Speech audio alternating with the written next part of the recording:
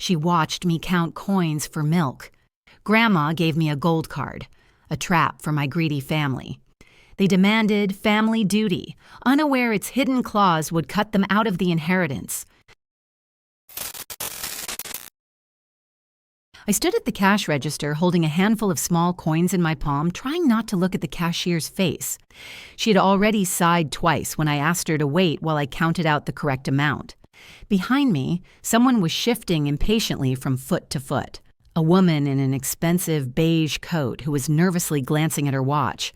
I could feel my face burning with embarrassment. The milk cost $3.89. The bread was $2.75. $6.64 in total. I had $6.32 in coins, which I had painstakingly collected over the last 3 days of tips at the cafe. I was 32 cents short, 2 quarters.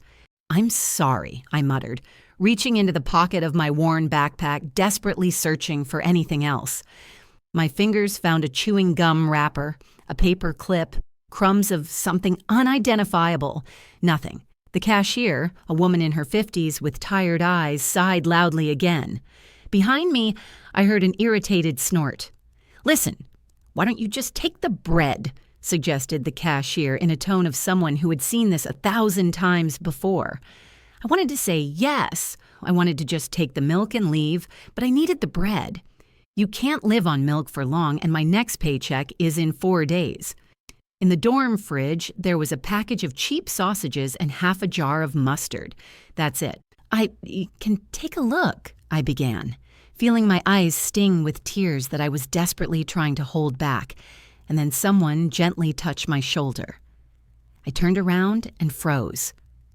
Grandma Luella was standing behind me, small and thin, wearing an old-fashioned dark blue belted coat.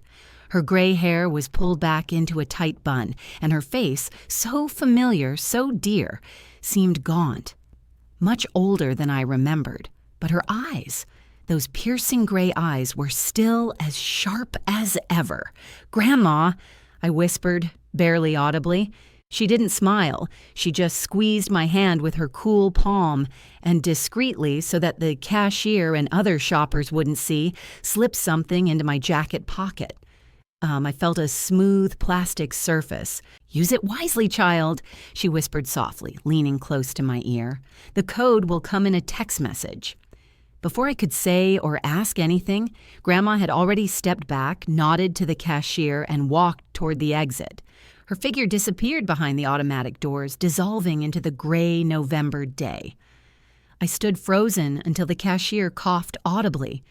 "Well, are we buying something? Or not?" I finally managed to find 2 quarters in the inside pocket of my backpack. They were stuck somewhere in the lining.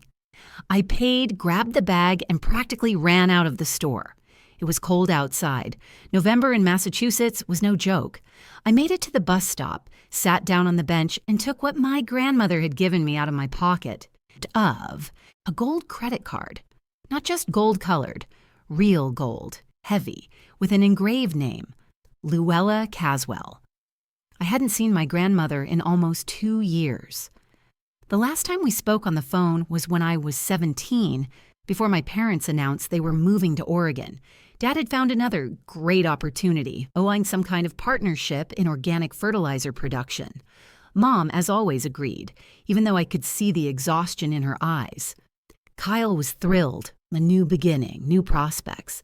But I wanted to finish school here in Massachusetts, where I was born, where my friends were. My grandmother supported me then. She told my parents that I could stay, that she would look after me. But then something happened between her and Dad. Some conversation, after which he turned red and yelled into the phone about ingratitude and interference. After that, Grandma distanced herself. I moved into a college dorm, took out a student loan, and started working as a waitress. Life turned into a nonstop race. Classes, work, homework, 4 to 5 hours of sleep a day. My parents rarely called, usually just to complain about their latest temporary difficulties. Kyle found a job in construction and seemed to be finally getting back on his feet. And I counted coins for milk. My phone vibrated in my pocket. I took it out. A message from an unknown number. Code 4729. Limit 10,000 per day. Be wise. I reread the message 3 times. 10,000 a day? It couldn't be true. I went to the bank's app where you can check your card balance by number. My hands were shaking as I entered the numbers. The balance appeared on the screen and I gasped. $1,800,000. I stared at the numbers, trying to comprehend them. This is impossible. It's a mistake.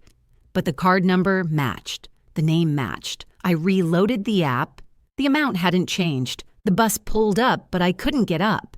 I just sat there, holding my phone in my hands, feeling the world around me become unreal. $1,800,000. My grandmother had given me access to $1,800,000. Why? I missed the next bus, too. Then I finally forced myself to get up and walk to the dorm. In the tiny room on the 4th floor, which I shared with a girl named Monty, who was always in class or on duty, I sat down on the floor next to my bed. The card lay in my palm, heavy and real. I didn't dare even think about using it. The dorm debt was $5,300. I had to pay it by the end of this week, by Friday, or I would be evicted. I had already saved $2,500 by skimping on everything and working double shifts, but I didn't have the rest. I could withdraw $5,000 from the card right now. $10,000 was the limit. $5,000 was less than half. It's not that much out of $1 million, right? But why did Grandma give me this card? Why now? And why so secretly, without saying a word except use it wisely? My phone vibrated again, and I flinched. A message from my mother. I heard Grandma's in the hospital. Heart. When are you coming? I stared at the screen, feeling a chill run down my spine. Massachusetts General Hospital greeted me with the smell of antiseptic and the muffled hum of voices. I rode the bus here for almost an hour, clutching my phone and trying not to think the worst. Heart. Grandma has heart problems? She's 81 and I didn't even know when she last had a checkup. Room 317 turned out to be a private room in a quiet wing on the 4th floor. I knocked on the door and entered without waiting for a response. Luella was sitting up in bed, propped up with pillows, wearing a pale blue hospital gown. An IV stood beside her, and a monitor beeped softly, tracking her heartbeat.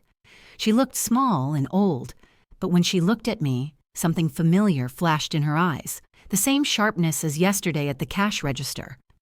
"You're here?" Her voice was hoarse but firm. "Good girl." I moved closer, not knowing what to say.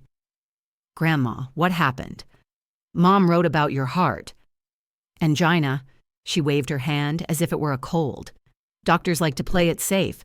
They say I need rest, less stress, as if I don't know what stress is." She smiled crookedly, and I smiled timidly in return. I sat down on a chair next to the bed, holding my bag on my lap. The card was in the inside pocket, and I could feel its presence, as if it were pulsing through the fabric. I wanted to ask about it. I wanted to understand what it all meant, but the words stuck in my throat. Grandma was silent too, staring out the window at the gray sky. Something unspoken and heavy hung between us. "How's school?" she finally asked. "Fine," I replied. "It's difficult, but I'm managing." "Work?" "Fine too." We were silent for a while longer. I wanted to say, "Thank you." I wanted to ask why, but I didn't dare. Luella seemed to understand. She nodded, seemingly satisfied with my answers, and closed her eyes. "Go, child. I'm tired. Come tomorrow if you have time." I drove back to the dorm and logged into my bank account on my phone that evening. $5,300. The debt for the dorm. If I don't pay by Friday, I'll be evicted. I'll have nowhere to live. I'll have to drop out of college, find a cheap room, go back to Oregon to my parents. I entered the code. 4729. I transferred $5,300 to the college account. I pressed confirm. So the money was gone instantly. I sat on the floor, trembling, feeling both relief and guilt. I used my grandmother's money, just like that. She didn't ask if I needed help. She just gave me the card and said, use it wisely. That's wise, right? Pay for housing? Monty came home late in the evening, exhausted after her shift at the hospital where she was doing her internship. She threw her backpack on the bed and collapsed next to it. What a day, she moaned. 3 patients with the flu, one hysterical because her appointment was canceled. I'm dreaming of a shower and sleep. I didn't mention the card. Telling Monty would make it real, and I wasn't ready for that yet. The next day, Wednesday, I went back to the hospital after class. At the door to my grandmother's room, I saw a familiar figure, a tall, broad-shouldered man in work jeans and a flannel shirt. Kyle. He had his back to me, talking to someone on the phone. His voice echoed loudly in the quiet hallway. No, Mom, I'm saying we need to get everything sorted out now, while she's still conscious. The will, the documents, everything. We can't wait until it's too late. I stopped around the corner, not wanting to announce myself. Kyle fell silent, listening to the response, then muttered something and hung up. He turned around and saw me. Reach, he nodded. The smile didn't reach his eyes. Long time no see. Hi, Kyle. We didn't hug. He had always been a stranger to me, even as a child. An older brother who saw me as an obstacle, something unnecessary. How's Grandma? He asked, his hands in his pockets. I don't know. I wanted to stop by. I already did. She seems fine. He glanced at me. Is that a new jacket? I unconsciously touched the sleeve. Yesterday, after paying for the dorm, I went to a thrift store and bought a jacket for $40. Old but warm, much better than the ragged one I had been wearing before. It seemed to me that after spending $5,000, $40 was a trifle. From old stuff, I replied. A sale? A sale, he repeated, and there was something unpleasant in his tone. Interesting. I thought you didn't even have enough money for decent food. Mom said you're barely making ends meet. It's fine, I muttered, walking around him and reaching for the door to the ward. His hand caught mine. Reach, if your grandmother gave you something, money, documents, you understand that this is a family matter, right? Not just yours. I stared at him. My heart beat faster. What are you talking about? Don't play dumb. His fingers tightened. Grandma is rich, very rich. And when she dies, everything has to be divided fairly, equally. Do you understand? Kyle, let go of me. He let go, but stepped back to block the door. Just so you know, I'm the oldest. I have rights. I pushed past him and entered the room, trembling. Luella was lying with her eyes closed, but when the door closed, she opened them and looked at me intently. Is he bothering you? No. I lied. Everything's fine. She didn't say anything, but her gaze told me she didn't believe me. My parents arrived on Thursday. I found out when I came to the hospital in the evening after my shift at the cafe. My dad, Derek Caswell, 51 years old with gray hair at his temples and the tired face of a man who has spent his whole life chasing something elusive, was standing outside the ward. My mom, Shannon, was sitting on a bench in the hallway, dabbing her eyes with a napkin. Rachel! She jumped up when she saw me and rushed to hug me. My daughter, how I've missed you. I froze in her embrace, smelling the familiar scent of her perfume, cheap, overly sweet. Dad nodded at me without smiling. Hello, child. How's school? Fine. Good, good. He sighed and rubbed his face with his hands. These are difficult times. Grammy, we need to be there for her. The family has to stick together. We all entered the room together. Luella looked at us coldly, and I felt the tension in the room raise. Derek. Shannon. How old are you? Grandma said. Mom. Dad approached the bed, trying to smile. How are you feeling? We were so worried when we heard... Worried? She interrupted. Of course. An old heart can stop at any moment. We need to talk about the important things, right? Dad froze. Mom, that's not what I mean. It's just, we want to make sure everything is in order. Documents, wills. You understand, at your age, you have to think about these things. I think so, Luella nodded. I think about it all the time.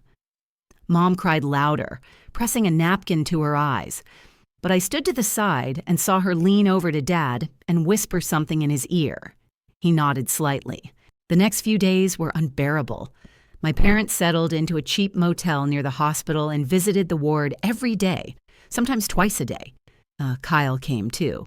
They talked about care, about family, about how important it was to get things in order.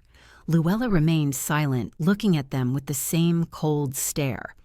I tried to be there as little as possible. Coming home from work, I would stop by for half an hour, sit silently, and then leave. The card was in my bag, and I was afraid that someone would ask about it, see something in my eyes. On Friday evening, I arrived late after my shift. The room was empty. The parents had gone to dinner, and Kayla was gone too. Luella was asleep. I sat quietly on a chair and took out my phone, thinking I would check my messages. I'm going to get some coffee, I whispered to myself, looking at my grandmother. She didn't move. I left my bag on the chair and went out into the hallway. The coffee machine was on the first floor in the lobby. I took the elevator, ordered a cappuccino, and waited for the machine to make it. It took about 10 minutes. When I returned to the ward, my heart sank. The bag was still there, but something was wrong. The zipper was open, even though I clearly remembered closing it. I rushed over to it and dumped the contents onto my lap. Wallet, keys, phone, lipstick, notebook. The card was gone. No, I whispered, searching my pockets. No, no, no. Luella stirred in bed but didn't wake up. I searched the floor under the chair, looked under the bed, checked every corner of the room. The card was gone. Someone had taken it. Someone had come in while I was gone and stolen the card. I ran out into the hallway, looking around. It was empty. The nurse at the desk was writing something in a logbook. I rushed over to her. Did you see anyone come into room 317 in the last 10 minutes? She looked up, surprised. I didn't notice. There are a lot of people coming and going. What happened? I didn't answer. I ran to the elevators, went down to the first floor, and ran out into the lobby. And then I saw him. Kyle was walking quickly toward the exit, clutching his jeans pocket. I rushed after him, pushing people out of the way, almost knocking over an old man with crutches. Kyle! He didn't turn around. He went out to the parking lot where his old pickup truck was parked. I caught up with him at the car and grabbed his sleeve. Give it back, I gasped. Give me the card back. He turned around, a sneer frozen on his face. What card? You know which one. You went through my bag and stole it. Prove it. He pulled his arm away. Where's the evidence? I was trembling with anger and helplessness. People in the parking lot were looking at us. Kyle, it's not yours. Grandma gave it to me. She gave it to you? His face turned red. Why you and not me? I'm older. I'm the son. I have the right. And who are you, just a granddaughter who ran away from her family at the first opportunity? Give me the card or I'll call security. He paused, looking at me with hatred. Then he put his hand in his pocket, took out a gold card and threw it at my feet. Keep your hand out. I'll get what's mine anyway. Grandma won't live forever. And when she dies, all her property will be divided equally according to the law. And there's nothing you can do about it. He got into his pickup truck and drove away, leaving me standing on the cold asphalt. I picked up the card with trembling hands and clenched it in my fist. When I returned to the dorm, it was almost midnight. Monty was sitting at the table preparing for an exam. She saw my face and immediately stood up. What happened? I couldn't hold back my tears. I told her everything. About the card, about my grandmother, about Kyle. I didn't mention the amount in the account. I just said that my grandmother had given me a little money for expenses and that my brother had stolen the card. Monty hugged me, let me calm down, and then said, Reach, listen. When money appears, people change. Even family, especially family. Be careful. I nodded, wiping my eyes. The card was in my pocket, and I decided not to part with it anymore. I'll hide it in my inside pocket, tie it to myself if I have to. My phone vibrated. A message from Dad. Come to Grandma's tomorrow. She has something to talk to the whole family about. It's important. I stared at the screen, feeling anxiety creep up my spine. For the next few days, I carried the card in my jacket's inside pocket, attaching a small carabiner from my keys to it. Paranoid? Maybe. But after Kyle just took it out of my bag, I couldn't take any chances. Grandma was discharged from the hospital on Monday. My parents helped her get home to the old brick house in a quiet neighborhood of Boston where she had lived for the past 30 years. I didn't go with them. I had classes and a shift at the cafe. But in the evening, I called to see how she was feeling. Alive, Luella replied curtly. The doctors said less stress. Ha! Do you need anything? I can bring you groceries or... I don't need anything, child. Get some rest. But I couldn't rest. The card was in my pocket, and I couldn't stop thinking about it. I had already spent $5,300 on my dorm debt. I still had over $1,790,000 left. The number seemed unreal, abstract, but the needs around me were very real. On Tuesday, when I came to work at the cafe, my colleague Vivi looked devastated. She was always cheerful, chatting about her children. 7-year-old Elijah and 5-year-old Clara, but today her eyes were red. Are you okay? I asked, tying my apron. She wiped her face with her hand and tried to smile. Yes, it's just... Clara has a fever again, for the 3rd week in a row. The doctor says we need to do some tests, but insurance doesn't cover it. $250. And I still have a week to go before payday. I was silent, feeling something tighten in my chest. $250. For me, it's nothing right now. For her, it's the difference between her child's health and sleepless nights of panic. I can lend you the money, I blurted out before I had time to think. Vivi shuddered. What? Rachel, no, I can't. You can? I interrupted. Seriously, I have some savings. You can pay me back when you can. She looked at me suspiciously, and then her eyes filled with tears. Are you serious? I nodded. After my shift, I withdrew $200 from an ATM. The card worked without any problems. I didn't even need a PIN. I just had to insert it and confirm the amount. I gave her the cash. She hugged me so tightly that I could hardly breathe. Thank you, thank you, thank you. I'll pay you back, I promise.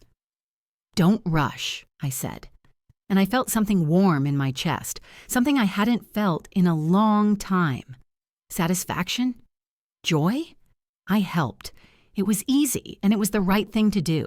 The next day, I bought groceries for myself and Monty. Not the cheapest pasta and sausages, but real meat, vegetables, and fruit. I spent $130. And when Monty and I were cooking dinner in the tiny shared kitchen of the dorm, she looked at me strangely. Where did you get the money, Rachel? I thought you were barely making ends meet. My grandmother gave me some, I replied, stirring the sauce. She said I should eat properly. That was true, half true. Monty nodded, but I could see the question in her eyes. She didn't press me, and I was grateful for that. On Wednesday, I bought the textbooks I had been putting off buying all semester because they were too expensive. $400 for 3 books? Before, I would have used library copies or printed out pages. Now I just went to the store and bought them. It was a strange feeling, light and yet unsettling. And on Thursday, my mom came. I opened the dorm door and gasped. Shannon was standing in the hallway with bags in her hands, smiling broadly and a little nervously. "Surprise!" she exclaimed. "I thought you probably weren't eating properly, so I brought you some food. Chicken soup, lasagna, cookies." She came in without waiting for an invitation, put the bags on the table, and hugged me. "How are you, sweetie? You look tired." "Still working so much?" "Yes," I replied cautiously. "Parties and cafes." "Poor child," she stroked my hair. "You've always been so responsible. not like Kyle, who's always looking for the easy way out. We sat and drank tea. Mom talked about Oregon, about how rainy it was there and how much she missed Massachusetts. I listened, sensing that something was wrong. Shannon never came to visit just because. "Reach," she finally began, setting down her cup. "I wanted to talk to you about Grandma." I tensed. "What's wrong with her?" "Well, you can see she's weak. Her heart, she's 81. Who knows how long she has left?" Mom's voice trembled. "I just want you to understand that family has to stick together at times like this. Help each other." "I understand." "So," she took my hand, "if Grandma gave you something, money, a card, that's great. But you understand that it's not just for you, right? Family is a shared thing. We all have a right to it." I pulled my hand away. "Mom, what are you talking about?" Her face became more determined. "Your father has debts, Rachel. Serious debts. For rent in Oregon. If we don't pay $10,000 by the end of the month, we'll be evicted. He tried to find the money, but..." She wiped her eyes, even though there were no tears. "We need help. From family?" I stared at her blankly. "You want me to give you $10,000? Borrow," she corrected quickly. "Just borrow. We'll pay you back, of course, as soon as Dad gets a new job. He's in talks with the company right now. Everything should work out." I'd heard it 1,000 times. Negotiations, new opportunities, big things just around the corner. Nothing ever worked out. "Mom, I don't have $10,000. But Grandma gave you a card." Her voice became firmer. "Kyle saw it. A gold card. We're not stupid, Rachel." I felt my face flush. "It's for school, for expenses. And for the family, too." She leaned closer. "Honey, please, we're desperate. Your father can't sleep at night. If we get evicted, we'll have nowhere to go." Guilt tightened my throat. I knew I shouldn't give in. I knew it wouldn't end well. But how could I refuse? They're my parents. They gave me life, raised me. "There's a limit," I blurted out. $10,000 a day. You can't withdraw more than that." Mom lit up. "Then withdraw it tomorrow. Or give me the card, I'll withdraw it myself. I don't want to burden you." "No," I said more sharply than I intended. "I have it with me. And the limit resets at midnight. That means you won't be able to withdraw it until tomorrow evening." She paused, then smiled again. "Then give me the card now. I'll wait until midnight and withdraw the money. You won't have to worry." My heart was pounding. "Mom, Rachel, please." Her voice became pleading. "We're your family. Won't you help us?" I reached into the inside pocket of my jacket and pulled out the card. My hands were shaking. Shannon took it quickly, almost snatched it and stuffed it into her purse. "Thank you, sweetie, thank you. You're saving us. I'll return the card tomorrow, I promise." She kissed me on the cheek and left, leaving the bags of food behind. I sat on the bed, staring at the ceiling, and felt anxiety growing in my stomach. Something was wrong. Something was very wrong. The next day, my mother didn't show up. I called her in the morning, in the afternoon, in the evening. She only answered at 8 o'clock, her voice sounding strained and cheerful. "Hi, sweetie. Sorry I didn't answer. I had a rough day." "Where's the card?" I asked, without preamble. "I have it. Don't worry. I withdrew money today. Everything's fine." "When will you give it back?" "Tomorrow, I promise. It's just... we need a little more for essentials. Food, medicine, for Dad. You understand. Mom, give me the card." "Tomorrow, Rachel. Don't be so impatient." She hung up. I called 20 more times, but she didn't answer. I sent a text message. "Mom, this is serious. Give me the card now." There was no reply. I took a taxi to the motel where my parents were staying, a cheap house on the outskirts with peeling paint and a neon sign. I knocked on the door of room 9. My father opened it. He looked annoyed. "Rachel, what are you doing here?" "Where's Mom?" "Inside." "Why?" I pushed past him. Shannon was sitting on the bed, rummaging through her new bag, leather, expensive, with a famous brand logo. There were shoe boxes on the floor. "What's this?" My voice was quiet, almost silent. Mom looked up. A look of guilt flashed across her face, but then it turned defiant. I needed something decent. I can't walk around in rags forever. You spent the money on a bag? Not just on a bag, Dad interjected coldly. We paid off some of the debts. We bought what we needed. It's our money, Rachel. It's not your money. Grandma gave it to me. Grandma is rich. Derek moved closer. She can give you more. And we are your parents. You have to help us. Give me the card, I said, barely holding back my tears. Shannon sighed and took the card out of her purse. She threw it on the bed. Here, take it. You're so selfish. We raised you, we fed you, and you can't help us when we need you. I grabbed the card and ran out of the room. My father shouted after me. You've always been selfish, Rachel. Family is sacred, but you've forgotten that. I ran to the road, hailed a taxi, sat in the back seat, and trembled. The driver asked me something, but I didn't hear him. I just stared at the card in my hands and felt something breaking inside me. The next day, I went to my grandmother's house. Luella was sitting in the living room of her house in an old rocking chair wrapped in a blanket. She looked small and tired. I told her everything. How my mother had taken the card, spent the money on a bag and shoes, how my father had called me selfish. The words poured out, and I couldn't stop. Luella listened silently. When I finished, she nodded. Money reveals people's true colors, she said quietly. Remember that, child. I didn't know if it was a lesson or a warning or just a statement of fact. What should I do? I asked. What you think is right, my grandmother replied and closed her eyes. Only you know. I went back to the dorm, hiding the card deep in the inside pocket of my backpack, attaching it to the lining with a small pin. No one else would take it. No one. But I was wrong. On Friday, on my way back from class, I was riding the subway. The car was crowded, it was rush hour, and people were standing close together. I held my backpack on my shoulders, pressing it close to me. At Park Street Station, when the doors opened and the crowd rushed out, someone pushed me from behind, hard, sharply. I took a step forward, trying to keep my balance, and felt someone tugging at my backpack. I turned around and saw Kyle. He was holding my backpack in his hands, smiling. Kyle, give it back. He turned and ran toward the exit. I rushed after him, shouting and pushing people aside. Some people were swearing, some were backing away.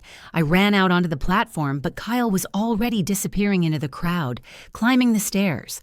I ran after him, gasping for breath. But he was faster. He jumped out onto the street, ran across the road at a red light, and disappeared around the corner. I stopped, clutching my chest, feeling my heart beating so hard it felt like it was about to jump out. My backpack was gone. My card was gone. I called the bank to try to block the card, but the operator said the card couldn't be blocked without confirmation from the owner, Luella Caswell. And Luella was asleep, not answering her phone. I called Kyle. He picked up on the third try. Hey, sis, his voice was smug. Give me the card. Why? Did Grandma give it to you? Great. Now she gave it to me. Kyle, please. Now it's my turn, Ray. I have a right to something good, too. You're not the only granddaughter in this family. I'm asking... He hung up. I called back. He didn't answer. I wrote dozens of text messages and no response. I returned to the dorm without my backpack, without my textbooks, without my card. Monty met me at the door, immediately realizing that something had happened. She hugged me and I cried, letting my tears flow for the first time in many days. They're all crazy, I whispered through my sobs. All they want is money. I know. Monty stroked my back. I know. We sat on the floor as it grew dark outside. Then my phone vibrated. A message from Luella. Family meeting tomorrow at 2. My house. We need to talk. I stared at the screen, feeling anxiety mixed with hope. What would she say? What would she do? And could I endure another meeting with the family that had torn me apart? Grandma's house stood on a quiet street lined with maple trees that had already shed their leaves. I approached the driveway at 2 o'clock in the afternoon, as instructed, and saw 2 cars parked there.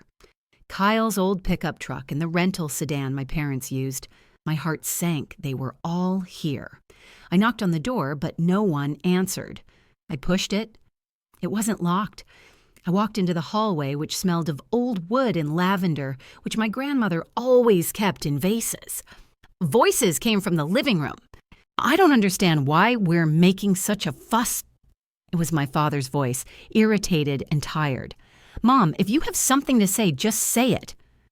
Let's wait for Rachel, Luella replied calmly. I walked into the living room and froze. They were all sitting there like a jury. My father in his old jacket, my mother in the same new blouse she had bought with my grandmother's money. Kyle sprawled on the sofa, holding a gold card in his hands and twirling it between his fingers. He smiled when he saw me, and it was a defiant, triumphant smile. Luella sat in her rocking chair straight, with her hands folded on her lap. She nodded to me. Sit down, child. I sat down on the only empty chair by the window, as far away from the others as possible. The atmosphere was thick and heavy, like before a storm. Outside the window, the sky was covered with gray clouds, and I could feel the cold seeping through the old glass. Well, my father began, folding his arms across his chest, we're all here. What did you want to say? Luella looked at Kyle, not rushing to answer. She just stared at him, and under that gaze, my brother began to get nervous, turning the card faster. Did you use the card? She finally asked. He shrugged, trying to look indifferent. Of course. I bought a new pickup truck. The old one was falling apart, guzzling gas like crazy. I deserved it, by the way. I work a lot, earn pennies. I need something decent, too. A new pickup truck, Grandma repeated emotionlessly. How much did it cost? $29,000, but it's an investment, you know. I need reliable transportation for work. I can't carry tools in a piece of junk. Derek nodded in support of his son. You did the right thing. Why does Rachel have a monopoly on your money, Mom? She's not your only grandchild. Kyle has a right to it, too. He's your firstborn, your son's son. That means something. Shannon said nothing, but her face was tense, her lips pressed into a thin line. She didn't look at me, as if I had become a blank space, transparent to her. Luella slowly rose from her chair. Her movements were cautious, elderly, but there was an unbreakable strength in her figure. She walked over to the old oak table by the wall and took a large brown envelope from it. She turned, holding it in her hands, and placed it on the coffee table in front of the sofa with a soft thud. Open it, she said in a tone that brooked no argument. Kyle frowned but took the envelope and pulled out several sheets of paper. He began to read, and his face gradually paled. At first he just frowned, then his eyes widened and his lips parted. His father leaned over, peering over his shoulder. What is this? Derek asked, his voice filled with confusion. Credit card statements, Luella replied, returning to her chair and sitting down slowly, like a queen on her throne. Every transaction was tracked. Not just the amount, but the purpose. The date, time, place, name of the store or institution, everything, down to the last cent. The silence became oppressive. Kyle stared at the papers as if they might bite him. His fingers trembled as he crumpled the edges of the sheets. Mom finally spoke, her voice shaking so much that her words were barely intelligible. You were watching us? Did you hire someone? I was watching, Luella corrected, her voice calm, almost gentle. The card wasn't a gift, Shannon. It was a test for all of you. I felt a chill run down my spine, squeezing my spine with icy fingers. A test? She never told me about a test. I thought she just wanted to help. Just give me a chance to survive, to eat normally, not count every penny at the checkout. What kind of test? Derek stood up abruptly, his chair scraping across the wooden floor. His face flushed. his neck filling with blood. "What the hell, Test? You're manipulating us, playing with us like dolls." "Sit down, Derek," Luella ordered in a tone that brooked no argument. His father hesitated, his fists clenched, but then sat down, though his hands trembled with barely contained anger. His grandmother took the papers from Kyle's hands. He didn't resist, just let her take them, sitting with a vacant stare, and began to read aloud, slowly, clearly, as if reading a sentence. "Derek Caswell, through Shannon, you took $10,000, supposedly to rent a house in Oregon. But in fact, you spent $5,800 at the Silverton Casino in Salem. Poker tournament, table number 7. You played all night from 9 in the evening until 4 in the morning.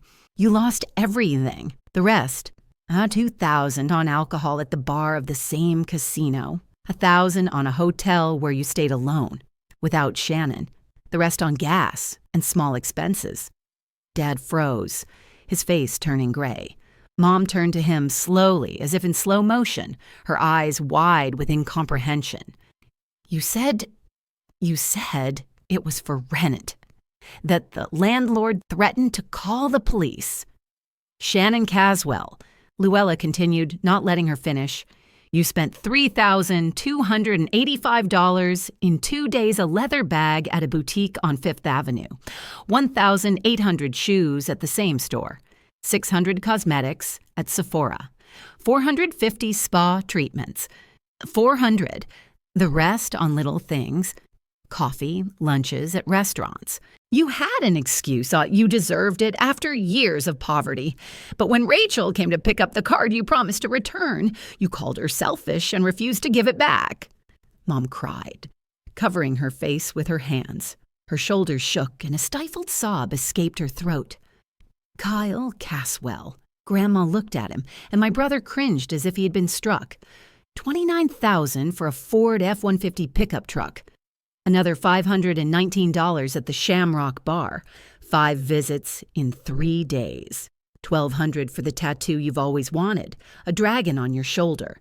$800 for clothes. The rest for gas, food, odds and ends. A total of $32,483 for 4 days. "That's my money," Kyle exclaimed, jumping up from the couch so abruptly that the card fell from his hands onto the floor. "You gave me the card. I had a right to it." "I didn't give you the card," Luella replied coldly, each word like a hammer blow. "You stole it from Rachel on the subway at Park Street Station on Friday at 7 in the evening. You snatched her backpack and ran away. It's not a gift. It's theft." He fell silent, clenching his fists so tightly that his knuckles turned white. His breathing became heavy and irregular. The grandmother turned to me. I trembled, waiting for her to speak. I was afraid to hear that I, too, had failed some invisible test. "Rachel Caswell," she began, her voice softening. $5,300 for the dormitory debt. Without this, you would have been evicted in 3 days. $132 for groceries, chicken, vegetables, fruit, milk, bread. Not just for yourself, but also for your roommate, Monty James. $417 for college textbooks, 3 books for your studies, $200 for your co-worker, Vivi Ortega, for medical tests for her daughter, $40 for a jacket at the thrift store on Mass Avenue because her old one had a hole in the sleeve. She paused, looking at me. A total of $6,899 in 2 weeks, and not once for anything extra for herself. Even the jacket was a necessity, not a whim. I couldn't breathe. My throat was tight. My eyes stung. She knew. She knew every detail, every little thing. She watched me just like she watched the others. "I don't understand," I whispered, my voice sounding strange. "Why didn't you tell me? I would have—" "Because if you had known," Luella interrupted gently, "you would have played a role. You would all have played a role, trying to look better than you really are. I didn't need roles. I needed the truth. Real faces. Real actions. Now I see them. All of them. She reached for another envelope lying on the table next to the lamp and pulled out a document with a hard blue cover. She opened it slowly and placed it on the table in front of us. This is my will. It was updated and certified by notary Marvin Tate and 2 independent witnesses the day before yesterday, on Thursday. I underwent a psychiatric examination so that no one could challenge my legal capacity. Everything is legal. Everything is final. Kyle grabbed the document and began to read, his eyes darting across the lines. His face contorted, becoming childlike, as if he were about to cry or scream. This is impossible. This is madness. Read it aloud, Luella ordered. Let everyone hear. He read, his voice trembling, breaking on some words. To Kyle Caswell, I leave the sum of $10,000 in cash.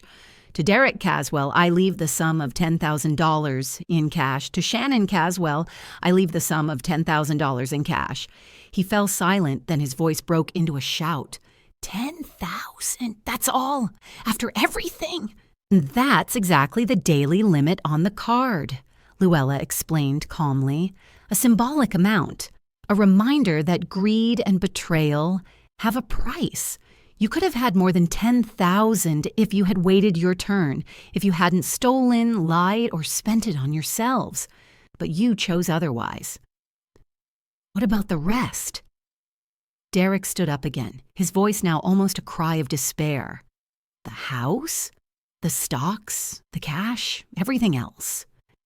Luella looked at me, and there was something like tenderness in her eyes, though her face remained stern.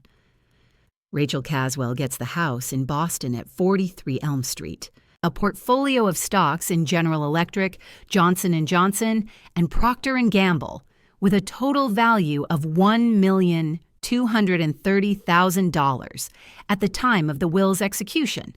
Cash in the amount of $1,570,000 deposited in a savings account at Eastern Trust Bank.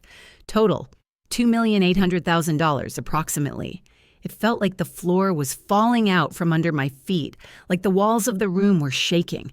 $2,800,000.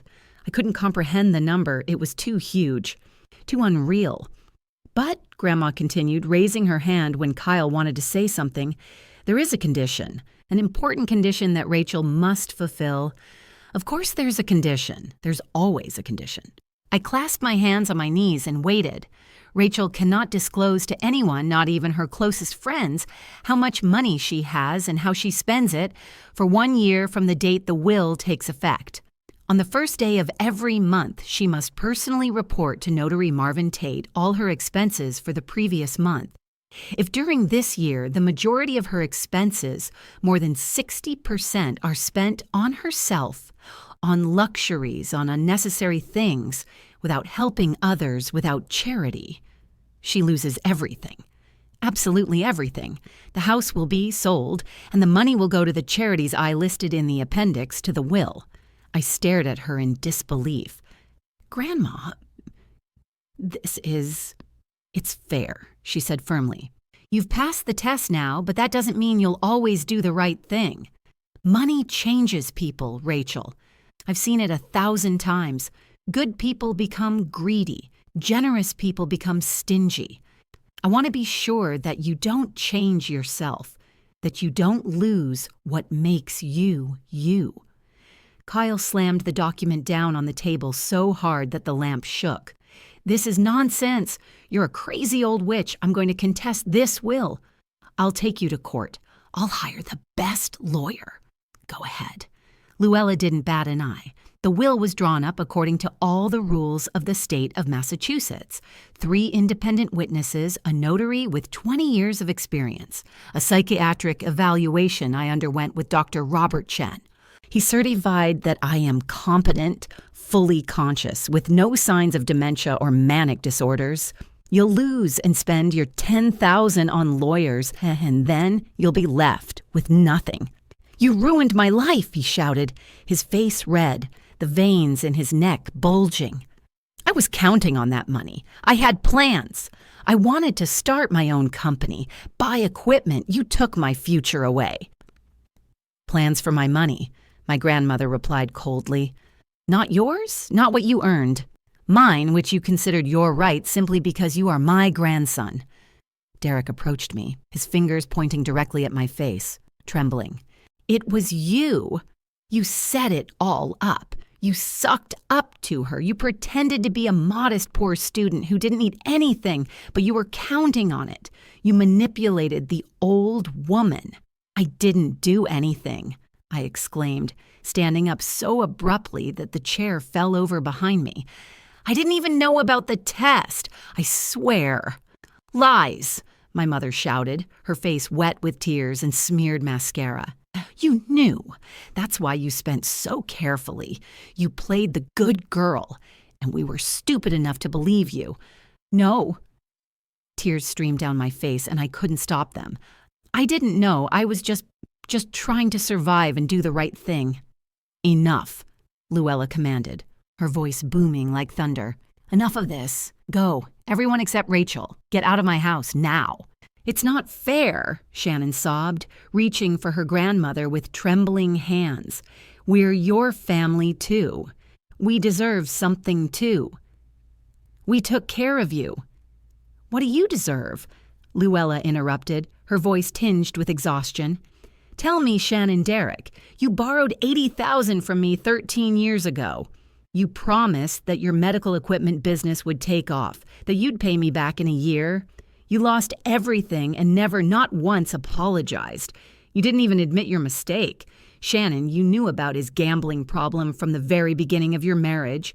You kept quiet because you were afraid of being left alone, without a breadwinner. Kyle, she turned to her grandson, you haven't visited me in 4 years. You didn't even call on Christmas. But you showed up the day after you heard about my heart. She paused, breathing heavily. Rachel didn't visit often either, but when she did, she didn't ask for anything. She just sat next to me, drank tea with me, and talked about her studies. She didn't expect anything in return. Because she's cunning, Kyle exclaimed, his voice breaking. She knew what to do to make you like her. Go, Luella repeated, her voice steel, unbreakable and cold. Now, don't make me call the police. They left. Kyle slammed the door so hard that the glass rattled. My father muttered curses that I could barely make out. My mother sobbed and looked back over her shoulder, as if waiting for my grandmother to change her mind, call them back, say it was a joke. The door closed. We were left alone in a silence that was deafening. I stood by the overturned chair, trembling all over. Luella approached slowly, her steps quiet, barely audible, and took my hand. Her palm was cool, her skin thin as paper. Why didn't you tell me? I whispered, barely opening my eyes through the tears. I don't know what I would have done, but I deserve to know. No, child, she shook her head. If you had known, you would have doubted your every decision. You would have played a role, tried to look perfect. I wanted to see who you really are when no one is watching, when there are no expectations. Now I know, and I'm proud of you. And who am I? I asked, feeling like I didn't know the answer. She smiled weakly, the wrinkles around her eyes deepening. A good girl who became a strong woman, but you still have a long way to go, child. Money is not a blessing, it is a responsibility. Never forget that. I hugged her, and she seemed so small, so fragile in my arms. She stroked my back, and I cried, not out of joy, not out of victory. I just cried because everything I knew about my family had fallen apart, and I didn't know how to put it back together. They hate me, I whispered into her shoulder. Yes, she agreed honestly. Right now, yes. Maybe always. But that's their choice, Rachel. Not yours. You're not to blame for their decisions. I left the house through the back door, not wanting to run into anyone on the street. But when I walked around the house to the front entrance, I saw him. Kyle was standing next to his new pickup truck, black, shiny, with chrome rims that glinted in the gray light of day. He was looking at me, and there was more than just anger in his eyes. There was hatred, pure cold, so deep that I felt my breath catch.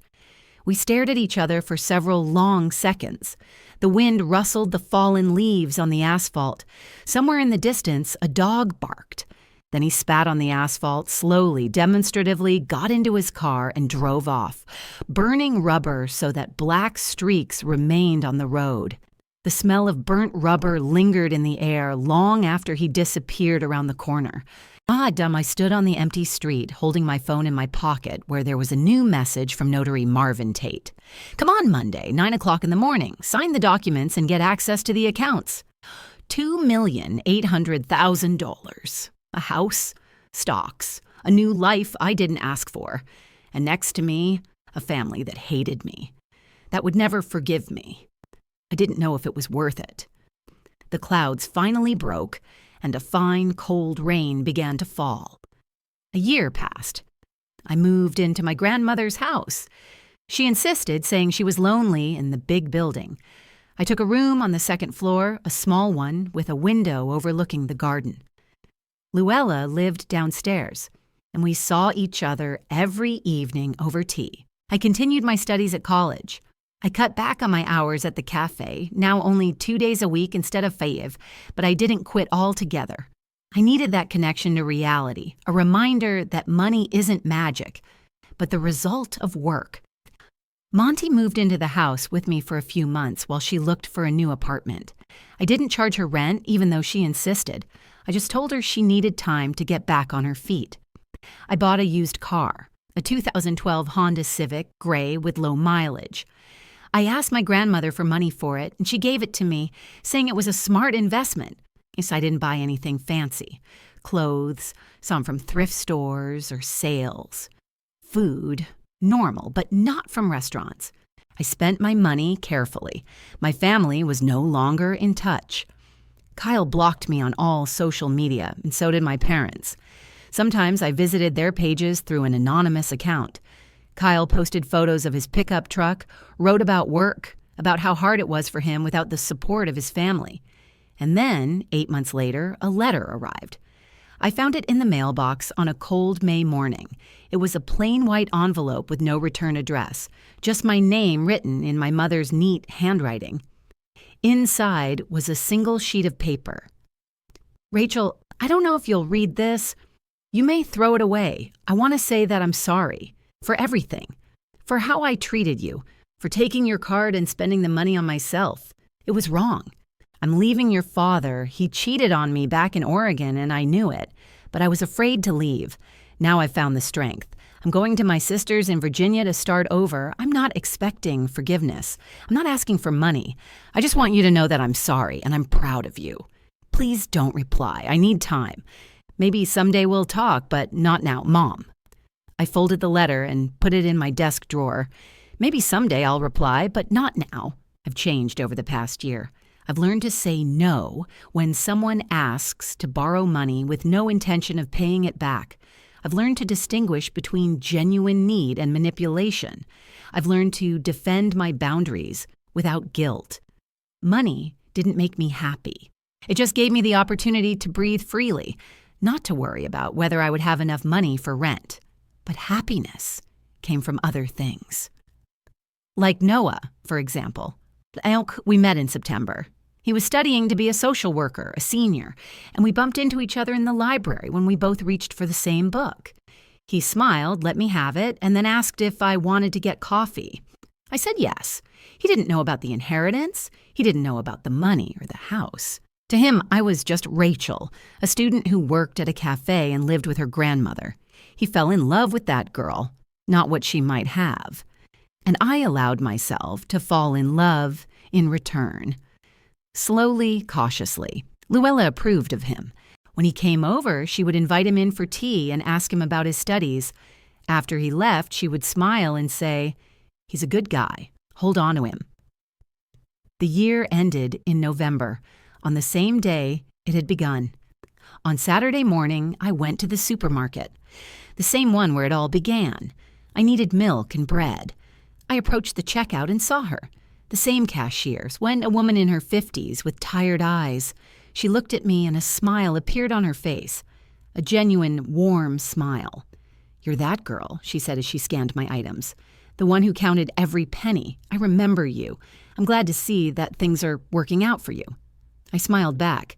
"Thank you. Yes, things are working out." I paid with my regular debit card and left a $5 tip. The woman thanked me, and I went out to the street where Noah was waiting. He was standing by my Civic, smiling. I walked over, and we walked to the car side by side. "Did you get everything?" he asked. "Yes." "Let's go home." Home. I wonder how easily that word rolled off my tongue. We drove through the city, and I felt a familiar object in my jacket pocket. An old photograph. Me, a little girl of about 5, holding Luella's hand on the beach. The wind ruffled our hair, and we smiled. Back then, I didn't know that love isn't words, but actions. Not promises, but choices. That true wealth isn't money, but the people who stay by your side. Now I knew. We pulled up to the house.